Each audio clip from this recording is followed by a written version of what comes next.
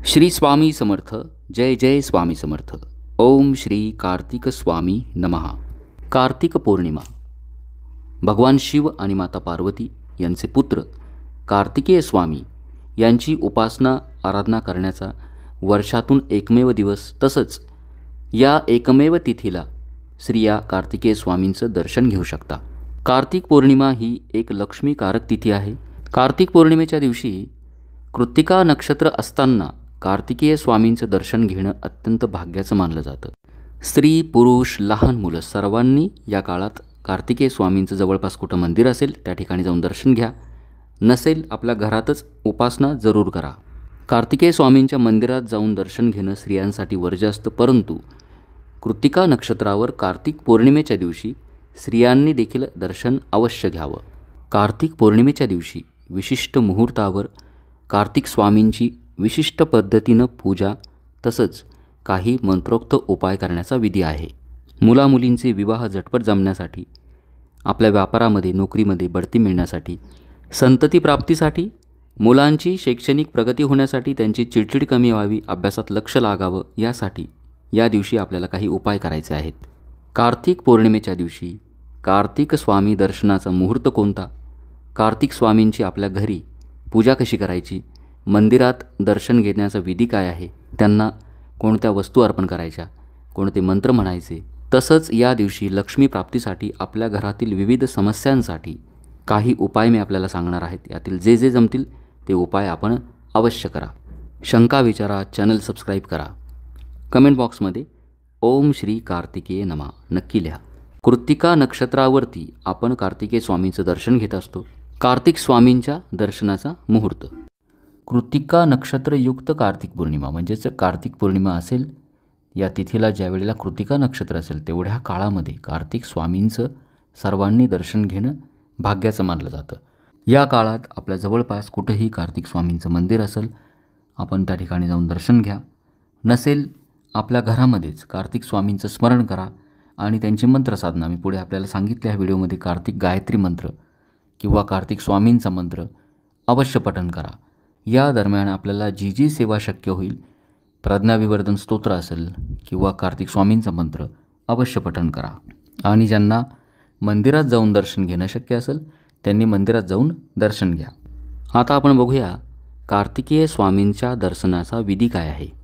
जर आपण कार्तिकेय स्वामींचं जवळपास कुठं मंदिर असेल त्या ठिकाणी जाऊन या मुहूर्ताच्या वेळी दर्शन घेणार असाल, स्त्री, पुरुष किंवा जोडीनं आपण दर्शन घेऊ शकता. दर्शनाचा विधी आपण आता जाणून घेऊया. कार्तिकेय स्वामींना कुठल्या वस्तू अर्पण करायच्या, कोणते मंत्र म्हणायचे. कार्तिकेय स्वामींना ज्या वेळेला आपण दर्शन घ्यायला जाल त्यावेळेला आपल्यासोबत त्यांना अर्पण करण्यासाठी काही वस्तू आपल्याला ठेवायच्या आहेत.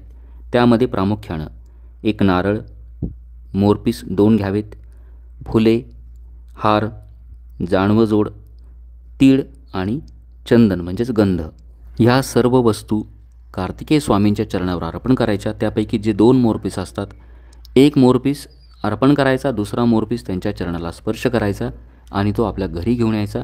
दक्षिण दिशेला आपल्या भिंतीवरती लावून द्यायचा.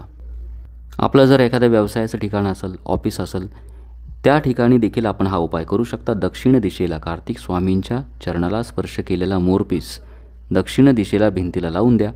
आपली काही जुनी येणी असतील, कोणाकडे पैसे अडकले असतील, फसवणूक झाली असेल, नोकरी व्यवसायामध्ये प्रगती होण्यासाठी हा उपाय आपण अवश्य करा.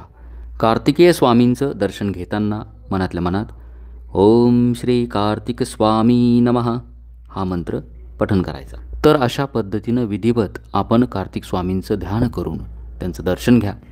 मंदिरात गर्दी असल्या कारणानं आपल्याला तिथं जास्त वेळ दर्शन घ्यायलाही वेळ नसतो, त्यामुळं काही मंत्रसाधना करता येत नाही. म्हणूनच आपल्या काळी आपल्या घरामध्ये छोटीशी पूजा मांडायची आहे.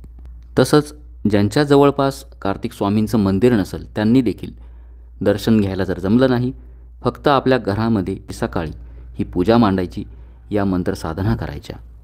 कार्तिक पौर्णिमेच्या दिवशी विशिष्ट मुहूर्तावर कार्तिक स्वामींचं दर्शन घेऊन या मंत्रसाधना केल्या, पूजा केली तर बऱ्याच जणांचे अनुभव आहेत की त्यांची आर्थिक परिस्थिती सुधारली, संततीविषयक समस्या होत्या त्याचं निवारण झालं, मुलं जे चिडचिड करत होते त्यांची शैक्षणिक प्रगती झाली. त्यामुळं आपण अवश्य हा व्हिडिओ शेवटपर्यंत बघा आणि यातील जे जे जमतील ते उपाय आपण अवश्य करा.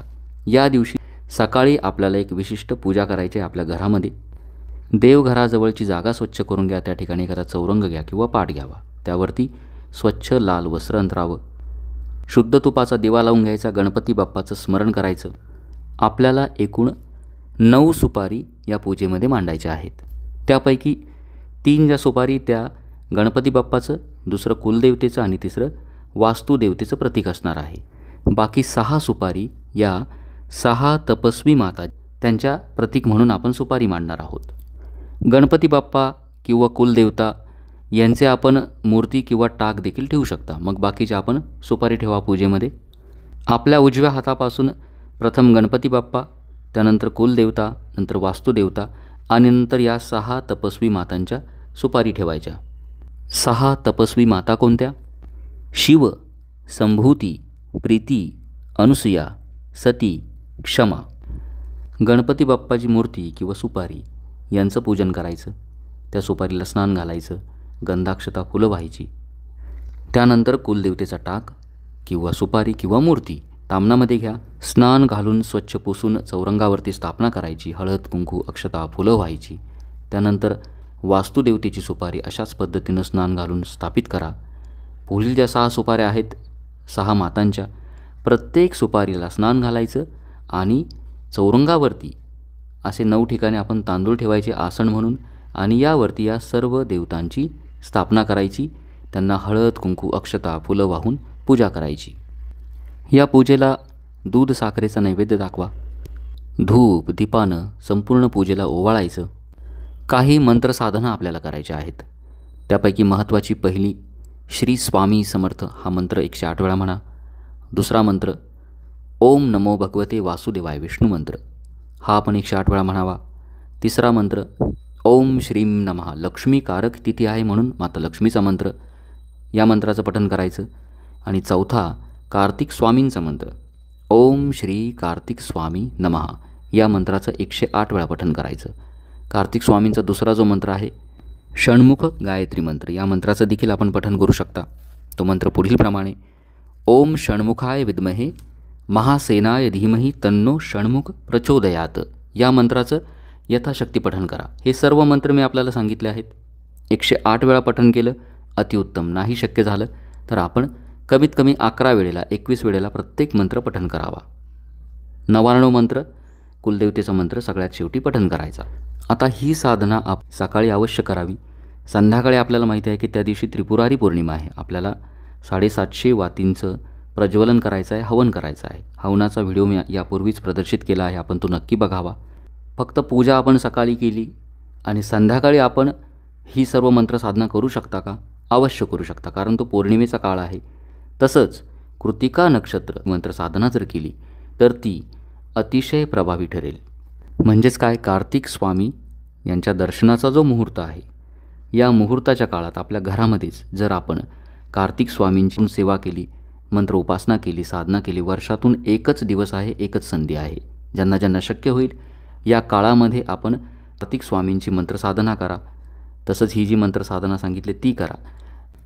हे सर्व सिद्ध मंत्र आहेत, उपाय आहेत, आपण अवश्य करावे. तसंच या दिवशी म्हणजेच कार्तिक पौर्णिमेच्या दिवशी आपल्याला काही उपाय करायचे आहेत.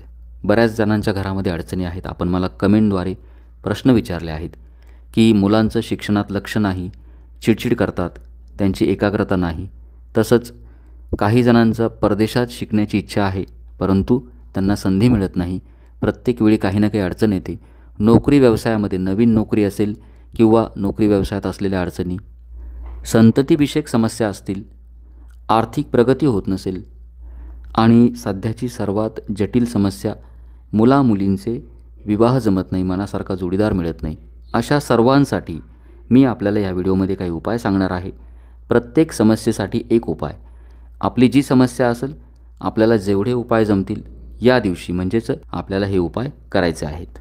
पहिला उपाय, आपल्या मुलांचं शिक्षणात लक्ष लागण्यासाठी, त्यांची चिडचिड कमी व्हावी म्हणून, तसंच शैक्षणिक प्रगतीसाठी हा उपाय आपण कार्तिक पौर्णिमेच्या दिवशी करा. सकाळी करा किंवा संध्याकाळी करा.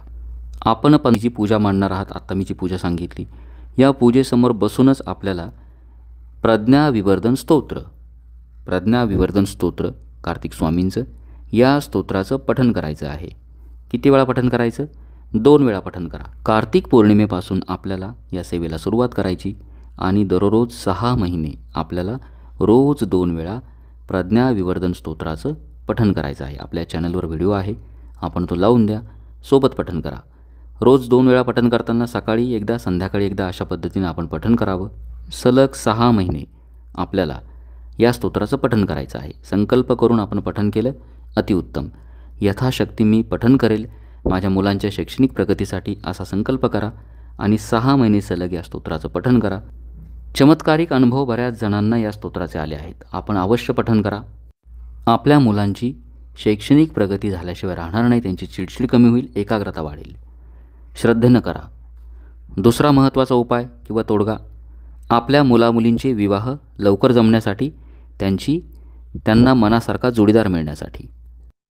बऱ्याच वेळा काय होतं की कुंडलीतील दोषामुळं आपली मुलगी किंवा मुलगा सुशिक्षित असतो, सुस्वरूप असतो, तरी देखील विवाह लवकर जमत नाहीत. अशा वेळेला विवाहाचे योग लवकर येण्यासाठी कार्तिक पौर्णिमेच्या दिवशी आपल्याला एका मंत्राचं पठण करायचं आहे. 108 वेळा संकल्प करून पठण करा. या एकाच दिवशी पठण केलं तरी चालेल. नंतरही आपल्याला जसं जमल तसं अगदी रोज यथाशक्ती आपण या मंत्राचं पठण करू शकता. फक्त कार्तिक पौर्णिमेच्या दिवशी 108 वेळा मनोभावे या मंत्राचं पठण करायचं. मंत्र पुढीलप्रमाणे माळेवर पठण करा. ओम दुम दुर्गे मम विवाह सत्वरम कुरु कुरु स्वाहा. हा मंत्र आपल्याला कार्तिक पौर्णिमेच्या दिवशी 108 वेळा पठण करायचा आहे. श्रद्धेनं करा. कार्तिक स्वामींची पूजा आपण मांडलेलीच असणार आहे. या पूजेसमोर बसून फक्त या मंत्राचं पठण करा. लवकरात लवकर आपल्याला एखादं चांगलं स्थळ येईल आणि ज्या ठिकाणी योग असतील त्या ठिकाणी विवाह जमेल. तिसरा उपाय संतती प्राप्तीसाठी. बऱ्याच जणांच्या बाबतीत असं होतं की विवाहाला बरेच वर्षे उलटतात, काहीच दोष नसताना देखील संतती प्राप्ती होत नाही. अशा सर्वांनी ही साधना कार्तिक पौर्णिमेच्या दिवशी अवश्य करा. आपल्याला फक्त एका मंत्राचं 108 वेळा पठण करायचं आहे. कार्तिक स्वामींची पूजा आपण मांडणार आहोत सकाळी. त्या ठिकाणी पूजेच्या समोर बसून सकाळी किंवा संध्याकाळी या मंत्राचं पठण करा. 108 वेळा मनोभावे पठण करा. श्रद्धेनं करा. मंत्र पुढीलप्रमाणे देवकी सुतम गोविंदम वासुदेव जगतपते देही मे तनय कृष्ण महम शरणम गताहा. या मंत्राचं आपल्याला 108 वेळा पठण करायचं आहे. बऱ्याच जणांना या चमत्कारिक मंत्राचं अनुभव आलेला आहे. मात्र ही सेवा आपल्याला करायची आहे कार्तिक पौर्णिमेच्या दिवशी सकाळी किंवा संध्याकाळी. चौथा उपाय, नवीन वास्तू होण्यासाठी. जुनी एखादी वास्तू असेल, ती जर विकली जात नसेल, काही वास्तुविषयक प्रश्न असतील, पुढील जो उपाय आहे कर्जमुक्तीसाठी. कुठं आपले जर पैसे अडकले असतील, एखाद्या व्यवहारामध्ये फसवणूक झाली असेल, उधारी वसूल करण्यासाठी हा जो तोडगा आहे, उपाय आहे, आपण अवश्य करावा. कार्तिक पौर्णिमेच्या दिवशी आपल्याला हा उपाय करायचा आहे. कार्तिक स्वामींच्या दर्शनाला जा. त्या ठिकाणी जाताना 2 मोरपीस घेऊन जायचे. एक मोरपीस स्वामींच्या चरणावर अर्पण करा, दुसरा फक्त चरणाला स्पर्श करायचा आणि आपल्या घरी घेऊन यायचा. घरी आणल्यानंतर या मोरपिसाची गंध लावून फुलं वाहून पूजा करायची. आपल्याला एक मंत्र म्हणून हा मोरपीस अभिमंत्रित करायचा असतो. देवघरासमोर बसायचं, मोरपीस चौरंगावरती ठेवून द्या, मोरपिसाची पूजा करून घ्यायची आणि पुढील मंत्र आपल्याला पठण करायचं आहे 11 वेळेला. ओम नमो स्कंदाय उमा महेश्वरपुत्राय धन आकर्षक आकर्षय. अशा पद्धतीनं हा मंत्र आपण म्हणायचा 11 वेळेला. अशा पद्धतीनं या मंत्रानं अभिमंत्रित झालेला हा जो मोरपीस असतो हा आपल्या घरातील दक्षिण भिंतीला लावायचा. जर आपलं व्यवसायाचं ठिकाण असेल त्या ठिकाणी देखील दक्षिण भिंतीला आपण हा मोरपीस लावून द्यायचा. थोड्याच दिवसात आपल्याला अनुभव येईल. आपली जी उधारी असेल, कुठं येणं असेल, पैसे असतील, ते वसूल व्हायला सुरुवात होईल. श्रद्धेने करा, मनोभावे करा. आणि शेवटचा उपाय, आपल्या जीवनातील कुठलंही संकट असू द्या, कोणतीही समस्या असू द्या, अगदी आपल्या पतीपत्नीतील समजा संबंध असतील, गैरसमज असतील, संततीविषयक समस्या असेल, मुलांच्या शैक्षणिक आर्थिक कुठलीही समस्या असू द्या, कार्तिक पौर्णिमेच्या दिवशी आपल्याला एक उपाय करायचा आहे, साधना करायची आहे. कार्तिक गायत्री मंत्र हा जो मंत्र आहे, मी मंत्र आपल्याला सांगेल. ओम षण्मुखाय विद्महे महासेनाय धीमहि तन्नो षण्मुख प्रचोदयात. या मंत्राचं 108 वेळा आपल्याला संकल्पयुक्त पठण करायचं. म्हणजेच काय, देवघरासमोर बसा. कार्तिक स्वामींची पूजा जर आपण मांडणार असाल, व्हिडिओत मी दाखवली आहे, ती पूजा मांडायची.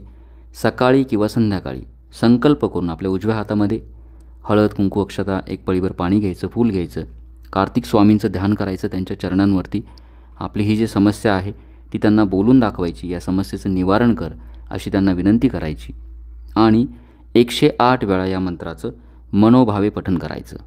थोड्याच दिवसात आपल्याला कितीही अवघड समस्या असू द्या, कितीही मोठं संकट असू द्या, त्यातून मार्ग निघायला सुरुवात होईल. हे सर्व सिद्ध उपाय आहेत, साधना आहेत. यापैकी ज्या ज्या आपल्याला जमतील अवश्य करा. संकल्प करून केला तरी चालतील, संकल्प नाही केला तरी चालेल. 15मीच्या दिवशी करण्याचा प्रयत्न करा. मात्र मनोभावे करा, श्रद्धेनं करा. नक्कीच कार्तिक स्वामींच्या कृपेनं आपल्या जीवनातील सर्व समस्यांचं, संकटांचं निवारण होईल. आपल्या मनोकामना कार्तिक स्वामी पूर्ण करतील, हीच मी महाराजांच्या चरणी प्रार्थना करतो. व्हिडिओ आपल्याला आवडला असेल, जास्तीत जास्त भक्तांपर्यंत पोहोचवा. आपल्या शंका मला विचारा. चॅनल सबस्क्राईब करा. श्री स्वामी समर्थ. जय जय स्वामी समर्थ. ओम श्री कार्तिक स्वामी नमः.